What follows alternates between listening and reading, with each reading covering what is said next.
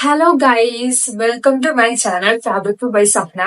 കഴിഞ്ഞ വീഡിയോക്ക് കിട്ടിയ അതേ സപ്പോർട്ട് ഈ ഒരു വീഡിയോക്ക് ഞാൻ പ്രതീക്ഷിക്കുന്നു. കാരണം നമ്മളിങ്ങനെ സെക്കൻഡ് സെലിബ്രിറ്റി സ്റ്റൈലിൽ ഫോക്കസ് ചെയ്യാണ്. അത് ഞാൻ ഏറെ ഇഷ്ടപ്പെടുന്ന ഒരു ആക്ട്രസിന്റെ തന്നെയാണ്. സോ നമുക്കത് ആരാന്നൊന്ന് കണ്ടാലോ. സോ ഈ ഒരു ഔട്ട്ഫിറ്റിനെ കുറിച്ച് പറയാനാണെങ്കിൽ ഇത് എലീസ സ്പ്രിംഗ് കൗച്ചർ 2003 വരുന്ന ഒരു കളക്ഷൻ ആണ്. ഇതിന്റെ മെയിൻ ഹൈലൈറ്റ് എന്ന് പറയുന്നത് 2 പാർട്ടായിട്ടാണ് ആ ഒരു ഔട്ട്ഫിറ്റ് ഉള്ളത്. സോ നിങ്ങൾക്ക് ഇവിടെ കാണാൻ പറ്റും ആ ഔട്ട്ഫിറ്റ് 2 പാർട്ടായിട്ടാണ് വരുന്നത്. സോ അത് ചെയ്യാന്ന് പറയാൻ മനസ്സിലായിട്ട് വേണ്ട ഒന്നാണ് യൂണിഫോം. എന്റെ ഒരു യൂണിഫോം ഇല്ല. സോ അത് തന്നെ ഒരു ശരിക്കും പറഞ്ഞാൽ ഒരു കട്ട ടാസ്ക് ആണ്. കാരണം ആ ഒരു ഡ്രേപ്പിംഗ് ഫ്രണ്ട് ഡ്രേപ്പിംഗ് വന്നിട്ട് അങ്ങനെയാ പോകുന്നത് ഇത്. അതേപോലെ തന്നെ വേസ്റ്റിന്റെ അവിടത്തെ ഡ്രേപ്പിംഗ് ആയാൽ പോലും ലിറ്ററലി അത് ഡ്രേപ്പ് ചെയ്ത് കറക്റ്റ് ചെയ്തിട്ട് നല്ല മെർമെയ്ഡ്സ് കട്ട് പോലെ ബോഡി ഹഗ്ഗിങ് ആയിട്ടാണ് നിൽക്കുന്നത് ആ ഒരു ഹിപ്പിന്റെ പോർഷനിൽ എന്ന് പറയുന്നത്. സോ നമുക്ക് എങ്ങനെയാന്ന് വെച്ച് ചെയ്ത് നോക്കാം. അപ്പൊ എങ്ങനെ നേരെ നമുക്ക് വീഡിയോയിലോട്ട് പോവാം. പിന്നെ ഇതിന്റെ സ്റ്റിച്ചിങ് ഫുൾ വീഡിയോ ഒന്നും കാര്യങ്ങളൊന്നും ഇല്ല. കാരണം അതിൻ്റെ ഇടയിൽ കുറേ പ്രോബ്ലംസ് വന്ന് പ്രാന്തെടുത്ത് നിൽക്കുന്ന ഒരു അവസ്ഥയായിരുന്നു. സോ മാക്സിമം നിങ്ങളെ സപ്പോർട്ടും കാര്യങ്ങളും ഞാൻ പ്രതീക്ഷിക്കുന്നു. ഇഷ്ടപ്പെട്ടാൽ ഷെയർ ചെയ്യുക, ലൈക്ക് ചെയ്യുക, സബ്സ്ക്രൈബ് ചെയ്യുക. അപ്പൊ എങ്ങനെ നേരെ വീഡിയോയിലോട്ട് പോവാം. ഈ ഒരു ഔട്ട്ഫിറ്റിന് വേണ്ടിയിട്ട് മെറ്റീരിയൽ എടുത്തത് പരാഗ ആറ്റിങ്ങിൽ നിന്നാണ്. ഈ മെറ്റീരിയൽ എടുക്കാൻ എന്നെ പ്രേരിപ്പിച്ചതും ഈ നിൽക്കുന്ന മനുഷ്യനാണ്. ഇതിൻ്റെ തുടക്കം തന്നെ പറയാം, ഇതെങ്ങനെ തുടങ്ങണമെന്നോ എങ്ങനെ അവസാനിപ്പിക്കണമെന്നോ എനിക്കറിയത്തില്ല. കാരണം ഈ ഒരു ഔട്ട്ഫിറ്റ് എന്നെ സംബന്ധിച്ച് ഭയങ്കര ടാസ്ക് ആയിട്ടുള്ള ഒരു ഔട്ട്ഫിറ്റ് തന്നെയാണ്. കാരണം ഇതെന്താണ്, ഡ്രേപ്പിഡ് ഗൗണാണ്. ഡ്രേപ്പിഡിനാണെങ്കിൽ എൻ്റെ ബോഡി ഫോം നഹി, ഫുൾ കൺഫ്യൂഷൻ അടിച്ച് നിൽക്കുന്ന ഒരു ഔട്ട്ഫിറ്റ് കൂടിയാണ് ഇത് എനിക്കെന്ന് പറയുന്നത്. ഈ പെണ്ണ് എന്താ കാണിക്കുന്നതെന്നല്ലേ നിങ്ങളിപ്പോൾ മനസ്സിൽ വിചാരിക്കുന്നത്. ഞാൻ ഈ പാറ്റേൺ കട്ട് ചെയ്യുന്നതിന് വേണ്ടിയിട്ടുള്ള പേപ്പർ ഗം ചെയ്ത് എടുക്കുന്നതാണ് നിങ്ങൾ കാണുന്നത്. ഏത് ഔട്ട്ഫിറ്റ് ചെയ്യുന്നതിന് മുമ്പ് ഒരു പേപ്പർ കട്ടിങ് മസ്റ്റായിട്ട് ചെയ്യേണ്ടതാണ്. കാരണം എങ്കിലേ നമുക്ക് അതിന് വേണ്ടിയിട്ടുള്ള ഒരു ചെറിയ ഐഡിയ നമുക്ക് അവിടെ കിട്ടത്തുള്ളൂ. അതേപോലെ തന്നെയാണ് മെയിൻ ഫാബ്രിക് നമ്മൾ കട്ട് ചെയ്യുന്ന ടൈമിലാണെങ്കിൽ ഈ പേപ്പർ കട്ടിങ് വെച്ചിട്ട് കട്ട് ചെയ്യുമ്പോൾ നമുക്ക് എന്താണ് മെയിൻ ഫാബ്രിക് വേസ്റ്റായി പോകത്തില്ല, കട്ട് ചെയ്ത് വേസ്റ്റായി പോകത്തില്ല.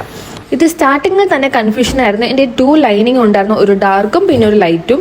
ഇതിൽ സെക്കൻഡ് കാണുന്ന ആ ഒരു ഷെയ്ഡ് എടുത്തു കഴിഞ്ഞാൽ ഈ ഔട്ട്ഫിറ്റ് തന്നെ ഫുൾ ഒരു മങ്ങിയ കളറിലോട്ടാവും.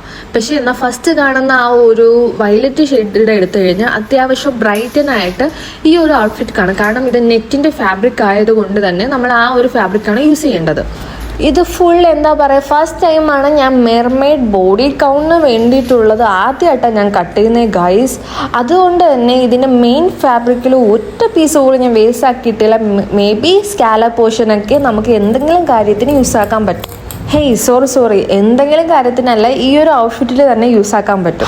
എന്താ പറയുക, അന്നാണെങ്കിൽ ഇവിടെ വോൾട്ടേജോ ഒന്നും ഇല്ലായിരുന്നു.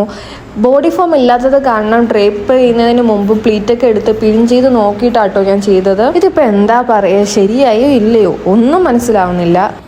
ഒന്നും കൊടുക്കൂലെന്ന് വെച്ചാൽ ഒന്നും കൊടുക്കും.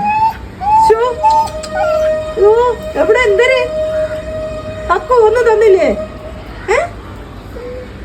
ഇതാണ് എൻ്റെ ജംബോ, വീട്ടിലെ രണ്ടാമത്തെ പാര.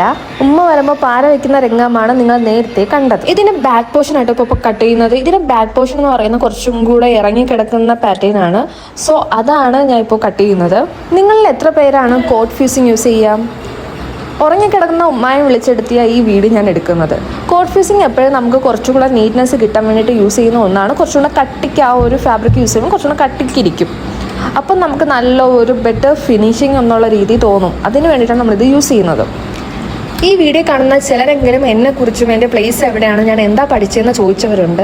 അവർക്ക് വേണ്ടിയിട്ട് പറയുകയാണ്, എൻ്റെ പേര് സഫ്ന കബീർ. എൻ്റെ പ്ലേസ് എന്ന് പറയുന്നത് കല്ലമ്പലാണ്, ആറ്റിങ്ങൽ കല്ലമ്പലാണ്. ഞാൻ പഠിച്ചത് ഡിപ്ലോമ ഫാഷൻ ഡിസൈനിങ് തന്നെയാണ്, കൊച്ചിയിലാണ് പഠിച്ചത്. എൻ്റെ ലൈഫിൽ ഏറ്റവും വലിയ ഡ്രീമാണ് ഫാഷൻ ഡിസൈൻ പഠിക്കുക എന്നത്. സോ അത് ഞാൻ എൻ്റെ വീട്ടിൽ പറയുന്ന ടൈമിൽ വീട്ടിൽ കുറച്ച് കാര്യങ്ങൾ ബേസ് ചെയ്ത് ഓൾറെഡി പ്രോബ്ലം ഉണ്ടായിരുന്നു. ആ ടൈമിൽ പറയുന്ന ടൈമിൽ എൻ്റെ ഉമ്മ മാത്രമാണ് എന്നെ സപ്പോർട്ട് ചെയ്തത്. ഇപ്പം പറയാം, എന്നെക്കൊണ്ട് എന്ന് വെച്ചാൽ ഡിപ്ലോമ രീതിയിൽ അത്ര പൈസ എടുത്ത് പഠിപ്പിക്കാനുള്ളൊരു സാമ്പത്തികമൊന്നും എൻ്റെ വീട്ടിലില്ല. സോ അങ്ങനെ ഇരിക്കുമ്പോൾ എൻ്റെ ഉമ്മ എന്താ ലോൺ വെച്ചിട്ടാണ് എന്നെ ശരിക്കും പഠിപ്പിക്കുന്നത്. സോ അങ്ങനെ ഇരിക്കുന്ന ടൈമിൽ ഞാൻ ഒരു ഇൻസ്റ്റിറ്റ്യൂട്ടിൽ പോകുന്ന ടൈമിലായാൽ പോലും ശരിക്കും പറഞ്ഞാൽ എന്താ പറയുക, എനിക്ക് നേരെ ചോദിച്ച് സ്റ്റിച്ച് ചെയ്യാൻ പോലും അറിയത്തില്ല ഗൈസ്. ഞാൻ ആ ഡിപ്ലോമ പഠിച്ചില്ലെങ്കിൽ ഫാഷൻ ഡിസൈനിങ് ഞാൻ പഠിച്ചിട്ടുണ്ടെന്ന് പറഞ്ഞാൽ പോലും എനിക്ക് സ്റ്റിച്ചിങ് പോലും എനിക്ക് പ്രോപ്പർലി എനിക്ക് അറിയത്തില്ലായിരുന്നു. അതാണ് വേറൊരു റിയാലിറ്റി എന്ന് പറയുന്നത് അതായിരുന്നു. കാരണം അപ്പം നമുക്ക് ആകെ ഉണ്ടായിരുന്നത് എന്താ പറയുക, മെഷർമെൻ്റ് എന്നുള്ള രീതിയിൽ പോലും നമുക്ക് പഠിക്കാനില്ലായിരുന്നു. ഒരു പേഴ്സണിൽ എങ്ങനെയാണ് മെഷർമെൻറ്റ് എടുക്കുക, അല്ലെങ്കിൽ നമുക്ക് തന്നെ എങ്ങനെ മെഷർമെൻറ്റ് എടുക്കാം, മെഷർമെൻറ്റ് എടുത്തിട്ട് എങ്ങനെയാണ് ആ ഒരു മാർക്കിങ് ചെയ്യുക, ഇതൊക്കെയാണല്ലോ സ്റ്റിച്ചിങ്ങിൻ്റെ മെയിൻ സംഭവം എന്ന് പറയുന്നത്. അതൊന്നും നമുക്ക് അവിടെ പഠിക്കാനില്ലായിരുന്നു.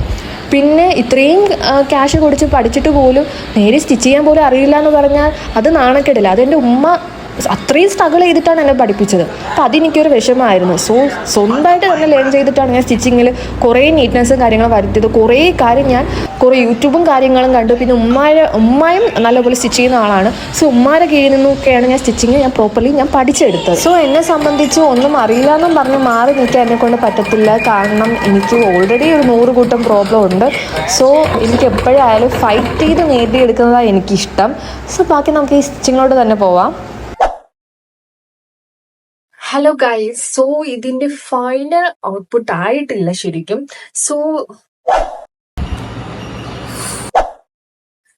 ഹായ്, സോ ഇതിന്റെ ഫൈനൽ ഔട്ട്പുട്ട് ആയിട്ടില്ല കറന്റ്.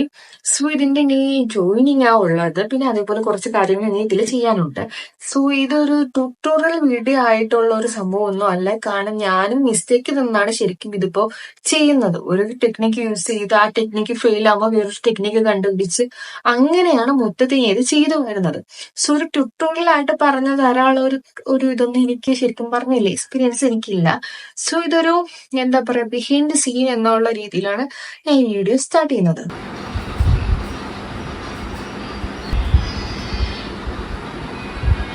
ഹലോ ഗൈസ്, ഞാൻ ഇന്നലെ ഔട്ട്ഫിറ്റ് ഒന്ന് ട്രയൽ ചെയ്ത് നോക്കിയായിരുന്നു. ട്രയൽ ചെയ്തപ്പോൾ ഒരു ചെറിയൊരു പണി കിട്ടിയായിരുന്നു. പണി എന്താന്നല്ലേ, ഞാൻ ഈ ഒരു ഔട്ട്ഫിറ്റിന് കുറച്ചും നീറ്റ്നെസ് വരാൻ വേണ്ടിയിട്ട് ഇൻവിസിബിൾ സിബ് ആട്ടോ കൊടുത്തത്. ഇൻവിസിബിൾ സിബ് കൊടുത്തതാണ് ശരിക്കും പറഞ്ഞാൽ പണി കിട്ടിയത്. അപ്പൊ ഞാൻ എന്ത് ചെയ്തു, ഒന്നുകൂടെ മാറ്റി പണിയാന്ന് വിചാരിച്ചിട്ട് ഫ്രണ്ട് പോർഷനിൽ, ബേക്കിന്റെ ഫ്രണ്ട് പോർഷൻ, ആ ഒരു വേസ്റ്റിന്റെ അവിടുത്തെ പോർഷനില് ഞാൻ വിചാരിച്ചു ലൂപ്പ് കൊടുക്കാന്നും, അതേപോലെ തന്നെ ഹിപ്പിന്റെ ഈ പോർഷനിൽ അതേപോലെ തന്നെ സിബ്, ഇൻവിസിബിൾ സിബും കൊടുക്കാന്നാണ് വിചാരിക്കുന്നത്. സോ നമുക്കതൊന്ന് കറക്റ്റ് ചെയ്താലോ.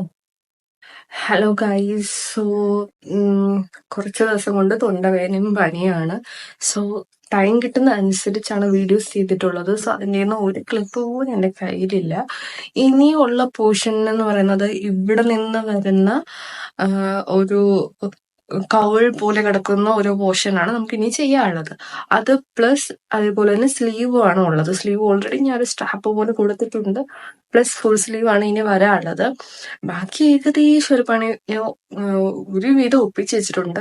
പിന്നെ ഡ്രസ് ഫോം ഇല്ലാത്തതായിരുന്നു ശരിക്കും പറഞ്ഞ ഒരു പണിയായിട്ട് തോന്നിയത്. പിന്നെ എണ്ണിൽ തന്നെ വെച്ചിട്ട് പിന്നെ ഉമ്മയാണ് ആ ഒരു എന്താ നോട്ടിട്ട് അങ്ങനെ ചെയ്ത് പൊയ്ക്കൊണ്ടിരുന്നത്. അല്ലാതെ അത് ഒരു നീറ്റ്നെസ്സും കാര്യങ്ങളൊന്നും, സ്റ്റിച്ച് ചെയ്തിട്ട് നമ്മൾ ഇട്ട് നോക്കുമ്പോൾ എവിടെയെങ്കിലും ബളബളാ കിടക്കുന്ന ആ ഒരു ഫീലായിരുന്നു. അപ്പം ആ ഒരു ഡ്രേപ്പിങ്ങിന്റെ ആ ഒരു കറക്റ്റ്, ആ ഒരു ഹിപ്പിന്റെ അവിടെയുള്ള കറക്റ്റ് പോർഷൻ കറക്റ്റ് ആവണമെങ്കിൽ ആ ഒരു ഡ്രസ് ഫോമിലിട്ട് ആണ് നമ്മൾ ചെയ്യേണ്ടത്.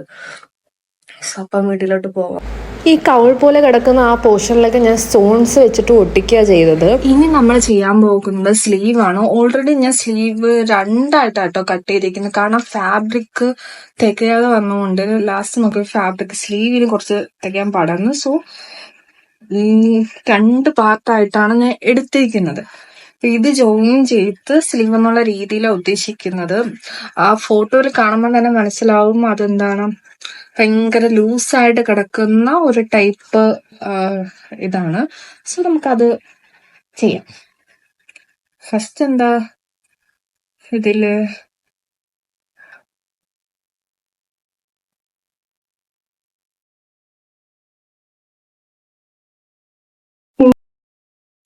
ഇത്രയേ ഉള്ളൂ. സോ ഇതിലെന്ന് വെച്ചാൽ പിന്നെ കുറച്ച് പിൻ ചെയ്ത് ഇതെന്ന് വെച്ചാൽ കട്ട് ചെയ്ത് സ്റ്റിക്ക് ചെയ്ത് വെച്ചിരിക്കുകയാണ്. ഞാൻ അതിന് ഒരു ചെറിയൊരു റണ്ണിങ് സ്റ്റിച്ച് പോലെ കൊടുക്കണം. അതേപോലെ തന്നെ ഇനി ഇത് രണ്ടും ജോയിൻ ചെയ്ത് ഒരു സ്റ്റിച്ചും കൂടെ കൊടുത്താൽ മാത്രം കറക്റ്റ് ഈ ഒരു പാറ്റേണിൽ നിൽക്കും. സോ ഇതും കൂടെ കംപ്ലീറ്റ് ആക്കാം. ഇത് കറക്റ്റ് വിട്ടിന് ഒരുപാടൊന്നും വിട്ട് എടുത്തിട്ടില്ല, ലെന്തും വിട്ടും ഒരുപാടൊന്നും എടുത്തിട്ടില്ല. ജസ്റ്റ് ഒരു 46 ഇഞ്ച് വിത്ത് ലെന്താണ് ഞാൻ എടുത്തിട്ടുള്ളത്. അതേപോലെ തന്നെ വിത്ത് എത്ര 20 ഇഞ്ചാണ് ഞാൻ എടുത്തിട്ടുള്ളത്. ഇതിൽ ഈ സ്റ്റോൺസ് എന്ന് പറയുന്നത് നമുക്ക് വേണ്ടത് സ്റ്റിഫായിട്ട് നിൽക്കണം, ഈ ഒരു പോർഷൻ. സോ അതുകൊണ്ട് സ്റ്റോൺസ് ഒരു 12 ഇഞ്ചോളം വരുന്ന രീതിയിൽ സ്റ്റോൺസ് വെച്ചിട്ടുള്ളൂ. ബാക്കി ഈ പോർഷൻ ഫോൾഡ് ചെയ്ത് ഇങ്ങനെ വരേണ്ട പോർഷനാണ്. സോ അതുകൊണ്ട് അത്ര മാത്രമേ ഞാൻ കൊടുക്കുന്നുള്ളൂ. ഈ ഒരു രീതിയിലാണ് വരേണ്ടത് നമുക്ക്. സോ ഇതിന്റെ ഫൈനൽ ഔട്ട്പുട്ട് ഞാൻ ഷോർട്സ് ആയിട്ട് അപ്ലോഡ് ചെയ്തിട്ടുണ്ട്. സോ അതൊന്ന് വാച്ച് ചെയ്യുക guys. Thank you for watching.